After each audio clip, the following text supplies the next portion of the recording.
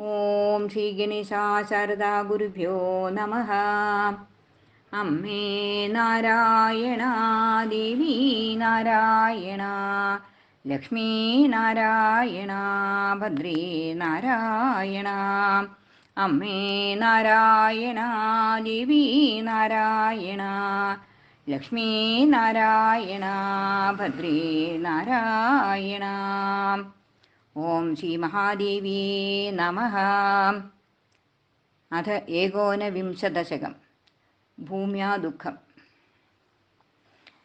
പുരാധരാ ദുർജനഭാരതീനാം സമം സുരഭ്യാ വിബുധൈശ്ച ദേവി വിധിം സമേത്യ സ്വദശാമുവാച സചാനയക്ഷീരപയോനിധിം താൻ സ്തുതോ ഹരിപത്മഭവേന സർവം ജ്ഞാത്വാഖിലാൻ സഞ്ജലിബന്ധമാഹ.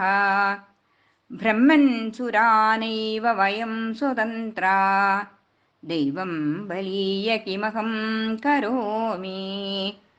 ദൈവേന നീത ഖലു മത്സ്യകൂർമ കോലാദിജന്മാന്യവശോഹമാപ്തഃ. നൃസിംഹഭാവാദതിഭീകരത്വം ഹയാനനത്വാത് പരിഹാസ്യതം ച. ജാതഃ പുനർദാശരഥിശ്ച ദുഃഖാത് ദുഃഖം ഗതോഹം വിപനാന്തചാരി. രാജ്യം ച നഷ്ടം ദയിതാഹൃദാ മേ പിതാ മൃതോഹാ പ്ലവകാ സഹായാഃ. കൃത്വാരണം ഭീമമരിം നിഹത്യ പത്നീം ച രാജ്യം ച പുനർഗൃഹീത്വാ ദുഷ്ടാപവാദേന പരിഭ്രതാം താം വിഹായ ദുർയശസാഭിഷിക്തഃ. യദി സ്വതന്ത്രോऽസ്മി മമൈവ മാർത്തേർന സ്യാദ്വയം കർമ്മകലാപബദ്ധാഃ. സദാപി മായാവശകാസ്തതോത്ര മായാധിനാഥാം ശരണം വ്രജാമഃ.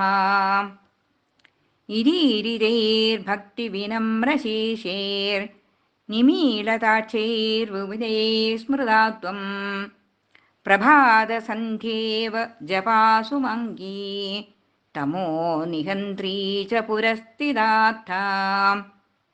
ജാനേത ശംവോ വസുദേവപുത്രോ ഭൂത്വാ ഹരിർദുഷ്ടജനാन् നിഹന്ത.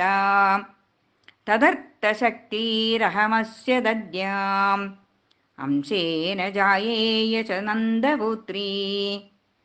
യൂയം ച സാഹായ്യമമുഷ്യ കർത്തും അംശേന ദേവാ ദയിതാ സമേതാഃ.